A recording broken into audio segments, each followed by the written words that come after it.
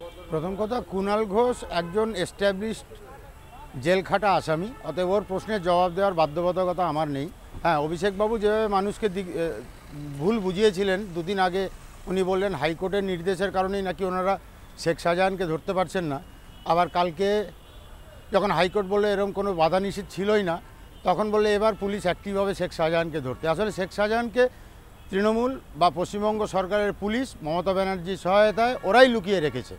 নাহলে ভাবুন, কলকাতা পুলিশের, বেঙ্গল পুলিশের ডিজি 48 ঘন্টার মতো সন্দেশখালিতে কাটিয়ে এলেন, লঞ্চে করে বিভিন্ন দ্বীপে ঘুরে বেড়ালেন, উনিও শেখ শাহজাহানকে ধরতে পারলেন না। তার মানে তো ওনারা ব্যর্থ নাকি? কোর্টের কারণে যদি ধরতে না পারতেন তাহলে এত ঘন্টা সময় লাগছে কেন? কোর্টের অর্ডার বেরোনোর পরও তো প্রায় 24 ঘন্টা পার হতে চললো। আসলে এরা চায় না শেখ শাহজাহানের মতো ক্রিমিনালরা ধরা পড়ুক, কারণ এরাই এদের তোলাতেই এদের দলটা চলে। একটা তো ছড়া চলছে, পুলিশ তুমি পোশাক ছাড়ো, শেখ শাহজাহানের পোশাক পরো। পুলিশ আর শেখ শাহজাহানের মানুষকে তো ডিফারেন্সিয়েট করা যাচ্ছে না। রাত্রিবেলা পুলিশ এসে ঠোকা দিলেও মানুষ ভাবছে শেখ শাহজাহানের লোক খয়েরি ড্রেস পরে ভয় দেখাতে এসছে। সো শেখ শাহজাহানের গুন্ডা বাহিনী আর বাংলার পুলিশ এই মুহূর্তে এক। এখন হয়তো সন্দেশখালীর মহিলাদের নিরাপত্তা আগের থেকে ডেফিনেটলি একটুখানি ভালো হবে, কারণ এটা মিডিয়ার কারণে এখন পুরো আম আদমির নজরে সন্দেশখালী। কিন্তু বাংলায় শুধু একটি সন্দেশখালী আছে আর শেখ শাহজাহানই একমাত্র দাদা, এটা বিশ্বাস করতে খুব কষ্ট হচ্ছে। এরকম প্রচুর শাহজাহানরা, শেখেরা বাংলায় এই কাজ, নারকীয় কাণ্ড ঘটিয়ে চলেছে।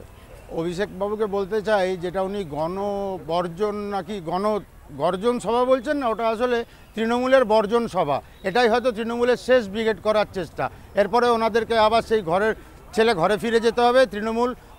তৃণমূলের ইতিহাসের পাতায় যাওয়া সময়ের অপেক্ষা মাত্র। না, এই সন্দেশখালীতে কীর্তন এর মধ্যে দিয়ে আমরা একজন গায়ককেও খুঁজে পেলাম, যিনি আবার মন্ত্রীও বটে। তিনি যেখানে মহিলাদের এইভাবে ধর্ষণ হয়েছে, তাদের ওপর এত অত্যাচার হয়েছে, সেখানে গিয়ে তিনি খোলকর্তাল বাজিয়ে কীর্তন গাইছেন। উনি কী মেসেজ দিতে চাইছেন? যে উনি বড় গায়ক, উনি বড় তবলাবাদক? ওনাদেরকে মানুষ তো রিজেক্ট করেছে। গ্রামবাসীরা ওদেরকে পরিষ্কার জানিয়েছেন আপনাদের এখানে আসার কোনো প্রয়োজন নেই, আপনারা ছেড়ে দিন, শেখ শাহজাহানকে আমরাই খুঁজে আনবো। এই দিদি নাম্বার 1 তো ওনাকে বারবার প্রমাণ করার প্রয়োজন নেই। উনি তো সত্যি বাংলা কেন, ভারতবর্ষের দিদি নাম্বার 1। আর এই দিদি নাম্বার 1 শো দেখে না একটা কথা মনে পড়ছে, আগে এনডিটিভিতে একটা শো চলতো, বসেস ডে আউট। সেটাতে না 24 ঘন্টা ধরে সেই ভদ্রলোককে শ্যুট করা হতো তার বাড়িতে, সকালবেলা থেকে সন্ধ্যেবেলা অবধি। তো দিদি নাম্বার 1 ওই 1 ঘন্টায়, দিদি এই 24 ঘন্টার দিদিকে 1 ঘন্টায় দেখানো কি যাবে আর কি যাবে না। আর যেটা যাবে না সেটা যদি ওনার পছন্দের না হয়, তা আমি জানি না এই শোটা আর ভবিষ্যতে চলবে কি না। এখন দেখুন, তৃণমূল দলটা পুরো মিথ্যাবাদীর একটা দল। মাথার মানুষটি মমতা বন্দ্যোপাধ্যায় থেকে শেখ শাহজাহানকেও সত্যি কথা বলেন না। নুসরাতের এলাকায় এত বড় একটা কাণ্ড ঘটলো, তাকে কি দল বাধা দেবে যে তুমি ভাই যেও না, তুমি একজন এমপি, তার ওপর মহিলাদের ওপর অত্যাচার হয়েছে? আর শেখ শাহজাহানের এই কাণ্ডের পরে তিনি কি করে রিল বানাতে ব্যস্ত থাকতে পারেন? এই অভিনেত্রীদের জায়গা পর্দায়, তাদেরকে এমপি করলে যা হওয়ার সেটা সন্দেশখালী দেখিয়ে দিল। বাংলায় একটা কথা আছে না, পিপিলিকার ডানা গজায় মরিবার তরে। এদের এই ডানা গজিয়েছে, এবার ডানাগুলো খসে যাওয়ার সময় এসছে। ওই যাত্রা একটা বললেন না, ওই গণবর্জন যাত্রাতেই ওনাদের ডানা ছাঁটা হবে এবং লোকসভা ইলেকশনের পরে তৃণমূলকে দূরবীন দিয়েও খুঁজে পাওয়া যাবে না। হ্যাঁ, নিশ্চয়ই এটা একটা খুব ভয়ঙ্কর ঘটনা এবং আমরা এই ঘটনা আগেও দেখেছি অনেক ক্ষেত্রেই, কিন্তু এটা বৃহত্তর ক্ষেত্রে প্রকাশ পেয়েছে, যেটা খুব আতঙ্কের ব্যাপার। যেদিন আপনার জমা পড়লো তার আগের দিনই ওনাকে অ্যারেস্ট করা হলো। মানে অ্যাকচুয়ালি সরকারটা এমন গণ্ডগোলে হয়ে গেছে, বা তাদের সিস্টেমটাও, যে সমস্ত কিছুকে এদিক সেদিক পাকিয়ে ফেলেছে। এই মুহূর্তে বিভিন্ন রকম আতঙ্কের মধ্যে দিয়ে যেহেতু সরকার কাটাচ্ছে, সেহেতু তাদের ক্ষেত্রে অনেক জিনিসই ভুল হয়ে যাচ্ছে। অনেক ক্ষেত্রে আপনারা লক্ষ্য করুন, কুণাল ঘোষ বলে দিল 7 দিনের মধ্যে শাহজাহানকে অ্যারেস্ট করবে। এতদিন পর্যন্ত অ্যারেস্ট হননি। এটা হতবাক ঘটনা, যেখানে পুলিশ প্রশাসন জানে না, ইডি জানে না, কোনো প্রশাসন জানে না তাকে কবে অ্যারেস্ট করবে, কোথায় আছে, সেক্ষেত্রে তৃণমূল জানে।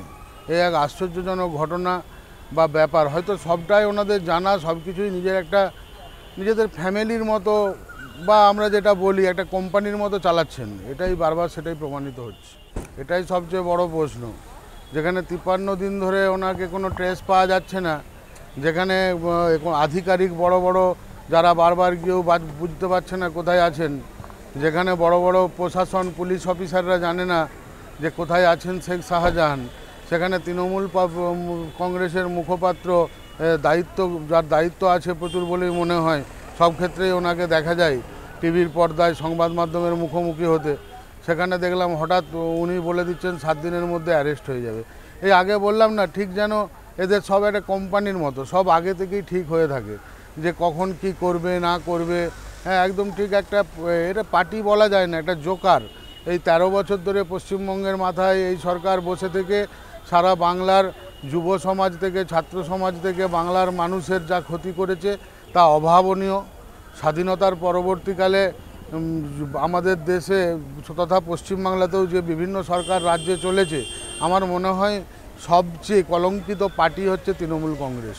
এবং দ্বিতীয় প্রশ্নের উত্তর আপনাকে বলবো আমি, কুণাল ঘোষ হচ্ছে যে গণৎকার বলাটা আমি জানি না উনি গণৎকারই শিখেছেন নাকি, কিন্তু এইটুকু বলতে পারি উনি হচ্ছে যে চটি চাটে তৃণমূলের যারা, তার অতি চামচা যাকে বলে, অতি সবসময় নিজেকে জাহির করার প্রকাশের জন্য উনি, আমরা আগেও দেখেছি, বারবার এগিয়ে আসেন, বারবার বিভিন্ন স্টেটমেন্ট দেন।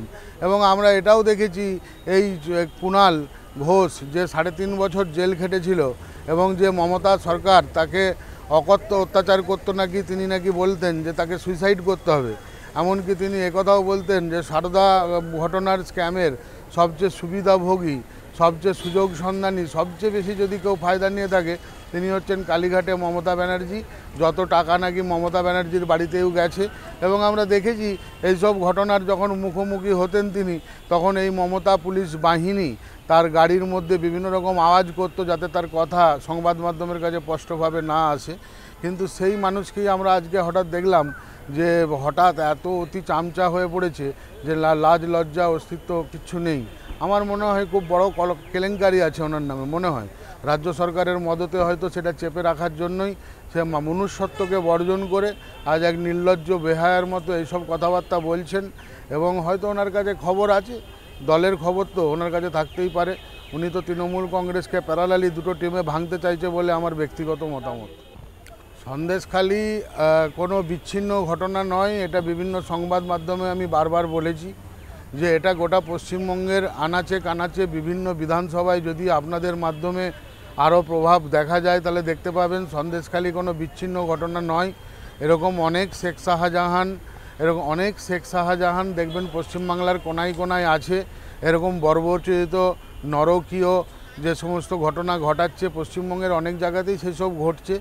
যেহেতু প্রথম সন্দেশখালির মাতৃশক্তি গর্জে উঠেছে, সেই সাহসকে পথেয় করে পশ্চিমবাংলার বিভিন্ন জায়গার মানুষ এবং মাতৃশক্তি গর্জন শুরু করেছে। দেখুন কিছুদিনের মধ্যে পশ্চিমবাংলার বৃহত্তর জায়গায় এই প্রতিবাদ এবং এই গর্জন আপনারা এবং গোটা বাংলার জনগণ আশা করি শুনতে পাবো। আমরাও লজ্জিত, এই বাংলায় আমাদেরকে বসবাস করতে হয় এবং এই লজ্জার ভাগিদার আমরাও বেশ খানিকটাই। তো স্বাভাবিকভাবেই মাতৃশক্তি আজকে যেভাবে গর্জে উঠেছে পুলিশের বিরুদ্ধে সেটা স্বাভাবিক ঘটনা।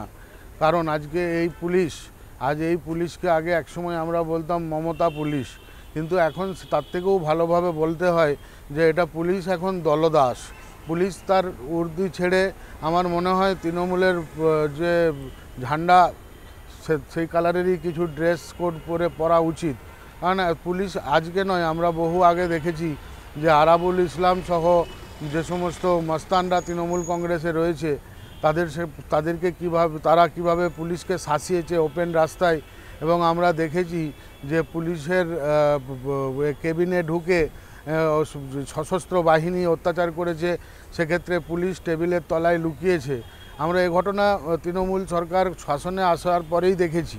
কিন্তু যত দিন গেছে তৃণমূল সরকারের মমতা ব্যানার্জির হিটলারি মনোভাব প্রকাশ পেয়েছে, বাংলার জনগণ দেখতে পেয়েছে, সমানভাবে বেড়েছে তারই পুলিশ বাহিনী কোনো বিচ্ছিন্ন অংশ নয় তৃণমূল সরকারের কাছে, তারই দলেরই একটা ক্যাডার। আপনি কিছুদিন আগে এই 2-1 দিন আগে একটা ঘটনা দেখুন, যারা সিভিক ভলেন্টিয়ার ছিল হঠাৎ একটা নোটিশ করে তাদেরকে সরাসরি জুনিয়র কনস্টেবল পদে জয়েনিং করানো হচ্ছে। এই ঘটনা এক বর্বরচিত ঘটনা, যেখানে আমরা দেখতে পাচ্ছি ধর্মতলায় হাজার হাজার ছাত্রছাত্রী আজ বছরের পর বছর ধরে বসে আছে। মাতৃশক্তিরা তাদের অহংকার চুলকে বিসর্জন দিয়ে ন্যাড়া হয়ে যাচ্ছেন। কোলে ছোট বাচ্চারা কাঁদছেন, সেই জায়গা থেকে আমরা দেখছি যে সিভিক ভলেন্টিয়ারের মতো যারা হঠাৎ নিয়োগ করা, তাদেরকে সরকারি চাকরির কোটাতে মমতা ব্যানার্জি ঢুকাচ্ছে। এই সব কিছু ক্যাডার তৈরি করার সিস্টেম, এবং এর আমরা তীব্র নিন্দা করি। ওনার তো ট্রেলার আগেও দেখেছিলাম, উনি দিল্লিতে বসে যখন 100 দিনের কাজের দাবি নিয়ে গেছিলেন, তখন বলেছেন দিল্লি তো ট্রেলার দেখালাম, পশ্চিমবাংলায় এসে এর সিনেমাটা দেখাবো। আমরা দেখতে পাইনি। আমরা ওনার কথা শুনেছি, যদি আমার নামে কোনো রকম যদি প্রমাণ হয় দুর্নীতির সাথে জড়িত, আমি ওপেন ফাঁসির মঞ্চে নিজেকে ফাঁসি দেবো, কোনো কিছু করতে হবে না, ওপেন ফাঁসির মঞ্চে। কিন্তু আমরা দেখেছি কালীঘাটের কাকুর কিভাবে মুখ বন্ধ করে রাখা হয়েছিল, এবং উনি কিভাবে জড়িত, সেটাও আমরা আস্তে আস্তে সেই খোলস ছাড়ছে। এবং সেক্ষেত্রে এটা বলি, জনগর্জন নয়, এই তৃণমূল থেকে জনবর্জন হতে চলেছে। এবং এই জনবর্জন উনি ভোটের রেজাল্ট বেরোনোর পরেই বুঝতে পেরে যাবে যে কোন জায়গায় তৃণমূল কংগ্রেসের অবস্থান রয়েছে, এবং 2026 সালের আগেই এই সরকারকে দূরবীন দিয়েও দেখা সম্ভব নয়।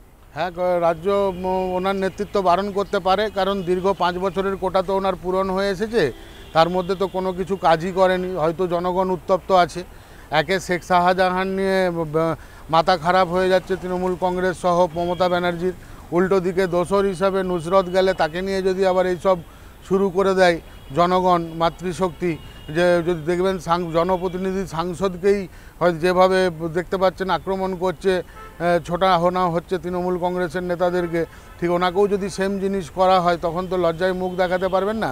এই একটা কারণে হয়তো দল থেকেই নির্দেশ আছে আপনাকে যাওয়ার প্রয়োজন নেই। আর উনি জনগণকে সেবা করেননি, উনি বলতে পারেন জনগণকে এন্টারটেনমেন্ট দিতেই উনি ব্যস্ত। এবং সেটা আমরা দেখি, যেখানে সন্দেশখালীর মা বোনেরা কাঁদে, তখন একজন মহিলা সাংসদ হয়ে ওনাকে আমরা দেখি একটা অভদ্রভাবে উনি রিল বানিয়ে চতুর্দিকে ছাড়তে ব্যস্ত।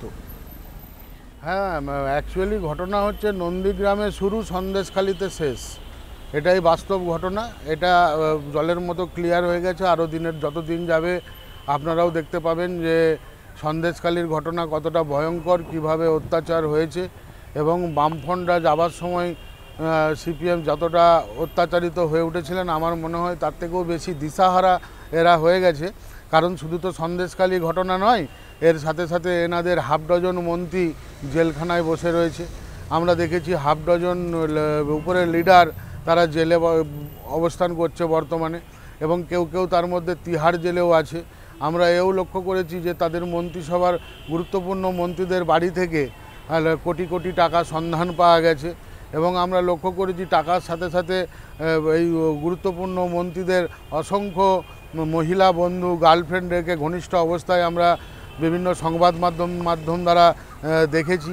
এছাড়াও আপনার সাধারণ নেতা বলতে ছোট বড় মেজো এরকম নেতা তো কয়েকশো বা তারও বেশি হয়তো দেখবেন এখন জেলের মধ্যে রয়েছে এই বিভিন্ন ক্রিমিনাল কেসের জন্য। এবং শিক্ষা থেকে স্বাস্থ্য থেকে শিল্প থেকে আপনার সমস্ত জায়গাতেই যেভাবে দুর্নীতি ঢুকে আছে। এবং 2011 সাল থেকে আজকে 2023-24 সাল পড়ে গেল। 2024 সাল এত দীর্ঘ বছরে যে নিয়োগ পরীক্ষা, বিশেষ করে উদাহরণ দিয়ে আপনাকে বলতে পারি স্কুল সার্ভিসের মতো পরীক্ষা যেখানে আগে প্রতি বছর হতো, সেখানে কিন্তু দেখুন এই দীর্ঘ 13 বছরে হাতে গুনে 2বার বা 3বার হয়েছে। এবং যতবারই হয়েছে সবই প্রচুর টাকার মূল্যে সেই সমস্ত নিয়োগ দেয়া হয়েছে। এবং অযোগ্য শিক্ষক শিক্ষিকা আমার মনে হয় যারা যোগ্য তারা কিন্তু বসে আছে ধর্নায়। অনেকেই টাকার বিনিময়ে প্রাইমারিতে জয়েন করেছে, এবং যার ফলে একটা প্রজন্মকে আজকে যারা ছোট পড়াশোনা করছে তাদের ভবিষ্যৎকে এই তৃণমূল কংগ্রেস ধ্বংস করে দিল। কারণ টাকার বিনিময়ে যারা শিক্ষকতা বা শিক্ষিকার পদে আসীন হয়ে পড়াচ্ছেন তাদের যোগ্যতা নিয়ে আমার নয়, আমার মনে হয় আপামর বাংলার জনগণের একটা গভীর প্রশ্ন আছে যে তারা কিভাবে আপনার বাড়ির বাচ্চাদেরকে পড়াবে। আর যদি জোরজবস্তি করে পড়তেই হয় বাধ্য হয়ে, তখন তার ফল কী হবে সেটা প্রত্যেক মানুষই আশা করি জানে। তাই সে কারণেই এই দীর্ঘ 13 বছরে ওনারা যে সমস্ত কাজকর্ম করেছেন তার সাথে সাথে সন্দেশখালীর ঘটনাই কাফিনের শেষ পেরেক বলে আমার মনে হয়।